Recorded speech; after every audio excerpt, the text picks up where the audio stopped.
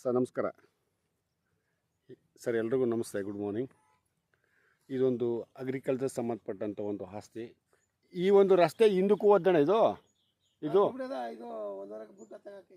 ಹಾಂ right sir. ಇಲ್ಲೇನು ಕಾಣಿಸ್ತಾ ಇದೆ ಹಸಿರು, ಈ ಲ್ಯಾಂಡು ನಾನು ಹೇಳ್ತಾ ಇರೋದು.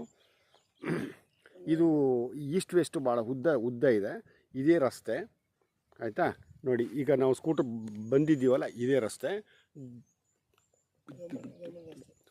ಗೌರ್ಮೆಂಟ್ ರಸ್ತೆ, ರೆಕಾರ್ಡಲ್ಲಿ ಇರ್ತಕ್ಕಂಥ ಒಂದು ರಸ್ತೆ. ಈ ಒಂದು ಲ್ಯಾಂಡು, ಈಗ ನಾನು ಹೇಳ್ತಾ ಇರ್ತಕ್ಕಂಥ ಲ್ಯಾಂಡು 1.5 ಎಕರೆ. ಅಂದರೆ ಇದು ಒಟ್ಟು ಬೌಂಡ್ರಿ 2.5 ಎಕರೆ. 2.5 ಎಕರೆನಲ್ಲಿ ರೀಸೆಂಟಾಗಿ ಒಬ್ಬರಿಗೆ ವ್ಯಾಪಾರ ಆಗಿ 1.5 ಎಕರೆ ಸ್ಕೆಚ್ ಆಗಿ ರಿಜಿಸ್ಟ್ರೇಷನ್ ಆಗಿದೆ.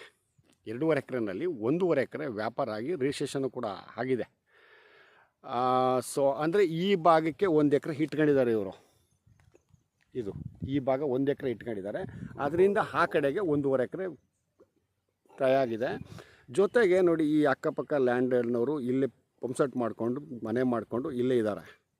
ಈ ಲ್ಯಾಂಡಿಗೆ ಸಂಬಂಧಪಟ್ಟಂಗೆ ಅಂದರೆ ಅಕ್ಕಪಕ್ಕ ನಾನು ಏನಕ್ಕೆ ಹೇಳ್ತಾ ಇದ್ದೀನಿ ಅಂತಂದರೆ, ಗ್ರೌಂಡ್ ವಾಟ್ರು ಅಥವಾ ಇಲ್ಲೇ ಇರೋದು ಆ ಒಂದು ಲೆಕ್ಕಾಚಾರದ ಮೇಲೆ ಹೇಳ್ತಾ ಇರೋದು ನಾನು ನಿಮಗೆ. ಊರಿಂದ 1 ಕಿಲೋಮೀಟ್ರಷ್ಟು ಅಂತರ ಆಗುತ್ತೆ. ಡಾಂಬರ್ ರಸ್ತೆಯಿಂದ 400-500 ಅಡಿಯಷ್ಟು ಅಂತರ ಆಗುತ್ತೆ. ಸಂಪೂರ್ಣ ರೆಡ್ ಸಾಯಿಲು, ಒಂದು ಫ್ಲಾಟ್ ಆಗಿದೆ. ಲ್ಯಾಂಡ್ ಒಳಗಡೆ ಏನು ಕ್ಲೀನ್ ಮಾಡೋ ಅಂಥದ್ದೇನಿಲ್ಲ. ಇದೇ ರಸ್ತೆ. ಈ ಒಂದು ರಸ್ತೆ ಇನ್ನುಳಿದ ಈ ಒಂದು ರೈತರ ಆಸ್ತಿಗಳಿಗೆ ಹೋಗುತ್ತೆ. ಜೊತೆಗೆ ಈ ಮಣ್ಣು ಸಂಪೂರ್ಣ ರೆಡ್ಡು. ಎಷ್ಟೇ ಮಳೆ ಹೋದ್ರೂ ಕೂಡ ಒಂದು ಸ್ವಲ್ಪನೂ ಕೂಡ ಇಳಿಯಲ್ಲ. ಯಾವುದೇ ಥರವಾದ ಕಾರು, ಲಾರಿ ಏನೇ ಬಂದರೂ ಕೂಡ ಫಸ್ಟ್ ಕ್ಲಾಸ್ ಆಗಿರ್ತದೆ. ಒಂದು ಒಳ್ಳೆ ಇನ್ವೆಸ್ಟ್ಮೆಂಟ್ ಲ್ಯಾಂಡ್ ಅಂತ ಹೇಳ್ಬೋದು. ಜೊತೆಗೆ ಊಟಿ NH ಇಂದ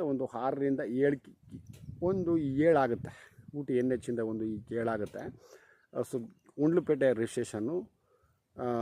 ಇವ್ರು ಯಾವ ಜನನ ಆಸ್ತಿ? ಅವರು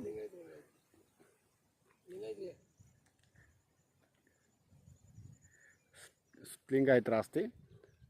1.5 ಎಕರೆ. ನಾನು ಆಗಲೇ ಹೇಳ್ದಂಗೆ 2.5 ಎಕರೆ ಇದು ಒಟ್ಟು. ನಾನು ಯಾಕಂದರೆ ಈ ಲ್ಯಾಂಡನ್ನು ನಾನು ಒಂದ್ಸರಿ ಹಾಕಿದ್ದೆ. ಆವಾಗ ಎಷ್ಟು 18 ಲಕ್ಷಕ್ಕೆ ಏನೋ ಹಾಕಿದ್ದೆ. ಬಟ್ ಯಾರೂ ಬರಲಿಲ್ಲ.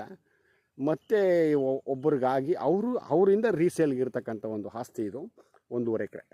Okay, thank you sir.